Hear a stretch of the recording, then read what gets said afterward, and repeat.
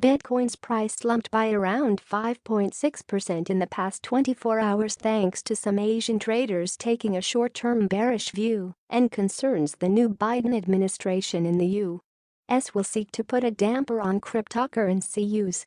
Profit-taking occurred in the spot market during Asian market hours after Bitcoin failed to consolidate around the record high of $40,000 in the past week.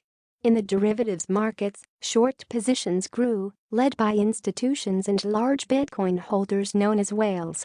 Data from Skew shows Bitcoin's perpetual swaps funding on major derivatives exchanges, a proxy for the cost of maintaining a long position in the derivatives market, dropped today, an implication that the demand for oriented trades has decreased.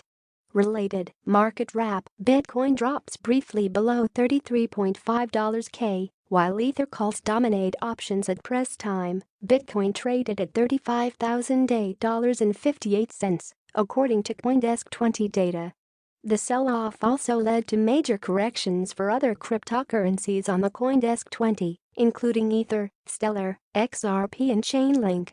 Despite some long-term positive view that Bitcoin's price could reach as high as $100,000, analysts and traders told CoinDesk that large Bitcoin holders have become more bearish in the short term, especially after Ether, the second largest cryptocurrency by market cap, reached a new all-time high on Tuesday. The sentiment in Asia, at least, has been very bearish in the short term after they saw the retail side is getting too bullish. Alex Zhuo, vice president of China-based crypto wallet Cobo, told CoinDesk. He said the recent price surge in alternative cryptocurrencies reflects increased interest from retail investors who usually tend to react to price volatility more significantly. Related, is Janet Yellen Bitcoin's biggest enemy or greatest asset? Yes, as a result, institutions and Bitcoin whales are less inclined to put fresh capital into the market. Zhuo said. Instead, they are either taking profits by selling on the spot market or executing arbitrate trades by shorting the spot market.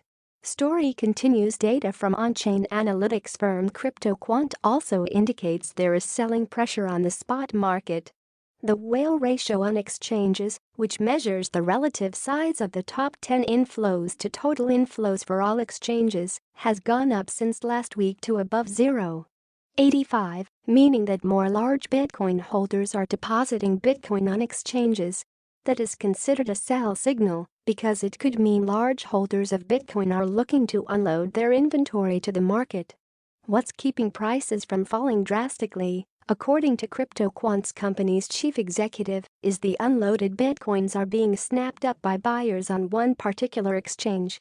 If we wouldn't see any significant buying pressure from Coinbase Pro, I think Bitcoin would be bearish, Kai-Young Ju, CryptoQuant CEO, said in a tweet. Kai told CoinDesk one indicator to watch is Bitcoin outflow from Coinbase, usually a metric that implies an institution's Bitcoin purchase via over-the-counter desks. Once significant Bitcoin outflows from Coinbase take place, Bitcoin's price could recover and even go up as high as $100,000, he said. In the derivative market, the at-the-money implied volatility has dropped sharply since it peaked earlier this month, according to data site Skew. The indicator shows investors' expectation of how turbulent prices will be over the next month. A drop usually leads to a cheap cost on options contracts. Bitcoin put buying over the last several days is finally taking its toll on the market, while at-the-money implied volatility has dropped significantly since peaking earlier in the month. Denis Vinokourov, head of research at the London-based prime brokerage Bequant, said.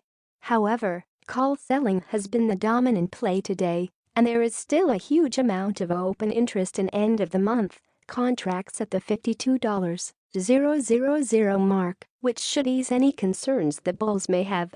The declining premium of Grayscale's Bitcoin Trust versus its net asset value is another negative sign indicating more selling pressure than buying, Cobo Zhuo added. The premium dropped to 8.66% on Tuesday from a December high at 40.18%. Grayscale is owned by digital currency group DCG, which also owns CoinDesk.